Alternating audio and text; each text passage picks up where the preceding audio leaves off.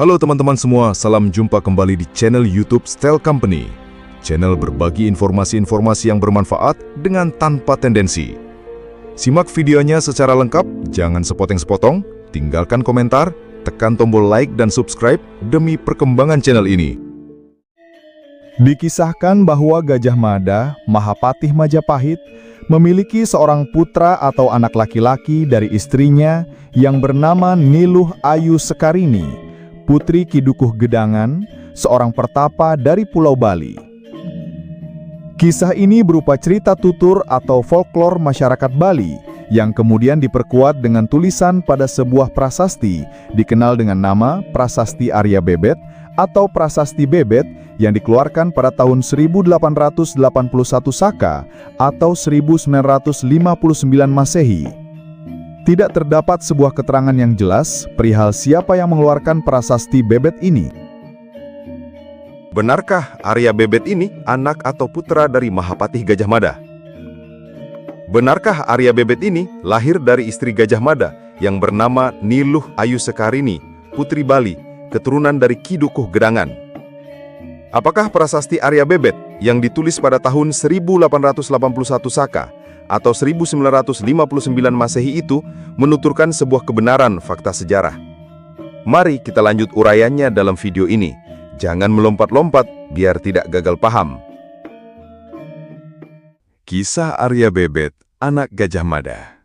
Menurut cerita rakyat Bali atau folklor atau legenda Bali, yang kemudian ditegaskan dalam prasasti Arya Bebet atau Prasasti Bebet, ditemukan di daerah Pengastulan, dekat Singaraja, dan dikeluarkan pada tahun 1881 Saka atau tahun 1959 Masehi. Dikatakan bahwa ada sosok Arya Bebet yang sebenarnya adalah putra Mahapatih Gajah Mada dari Majapahit.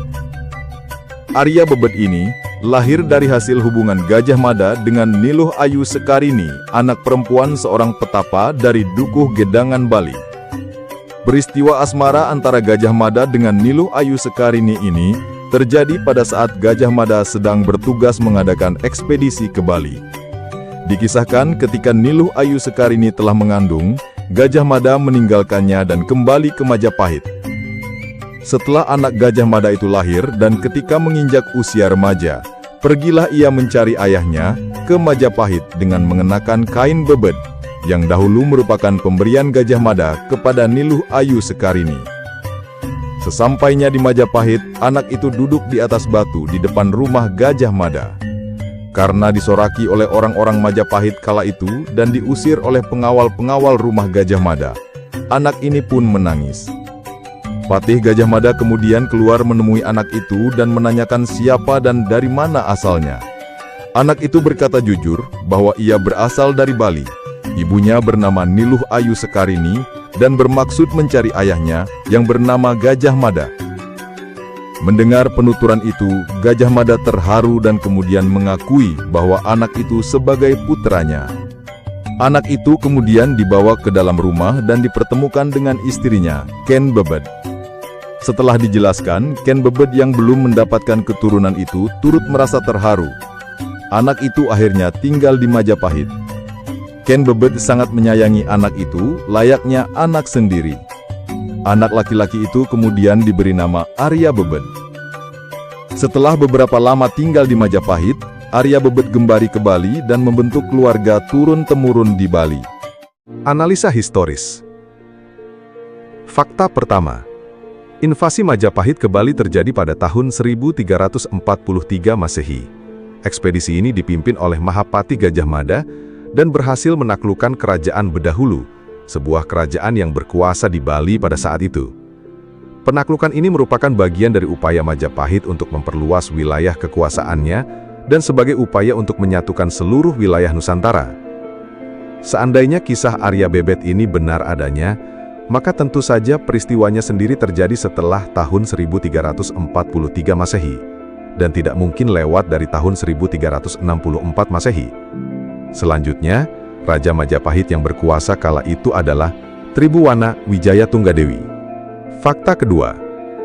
Sumber sejarah utama, Kakawin Nagara Kertagama yang ditulis oleh Empu Prapanca, mengisahkan akhir hidup Mahapatih Gajah Mada dengan kematian yang wajar pada tahun 1286 Saka atau tahun 1364 Masehi. Fakta ketiga, sumber sejarah kisah Arya Bebet ini berupa cerita tutur atau folklore yang kemudian diperkuat dengan prasasti Bebet, dikeluarkan pada tahun 1881 Saka atau tahun 1959 Masehi, tentu saja berselisih 616 tahun dari peristiwa penaklukan Bali oleh Gajah Mada. Dari uraian fakta-fakta tersebut, terdapat sebuah kejanggalan atau kesenjangan periode sejarah. Pada tahun 1364 Masehi, Gajah Mada telah meninggal karena sakit. Selanjutnya, prasasti Bebet baru dikeluarkan pada tahun 1959 atau berselisih waktu sekitar 595 tahun dari tahun kematian Gajah Mada. Lebih jauh lagi, prasasti Bebet ini dikeluarkan setelah 616 tahun bila dihitung dari peristiwa penaklukan Bali oleh Gajah Mada yang terjadi pada tahun 1343 Masehi, sehingga sangat lemah kedudukannya sebagai sumber sejarah.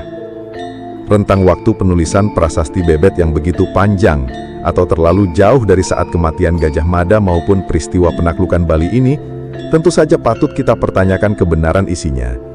Dan dampaknya adalah jelas, prasasti Bebet tahun 1959 Masehi ini tidak dapat kita pergunakan sebagai bahan rujukan untuk merekonstruksi sebuah peristiwa sejarah, karena sangat lemah kedudukannya. Kesimpulan akhir, kisah Arya Bebet sebagai anak Gajah Mada ini seyogyanya tidak kita pandang sebagai sebuah peristiwa sejarah yang valid adanya, karena sumber sejarah yang melandasinya sangat lemah kedudukannya. Bila mana nanti diketemukan sumber-sumber sejarah yang lebih valid tentang kisah Arya Bebet ini, tentu saja hal ini akan dapat memperjelas pengetahuan kita tentang siapa sosok Gajah Mada yang sebenarnya. Kisah Arya Bebet ini biarlah tetap menjadi legenda masyarakat Bali, yang tentu saja merupakan kearifan nilai-nilai budaya lokal dan dapat memperkaya hasanah budaya Nusantara yang kita cintai ini.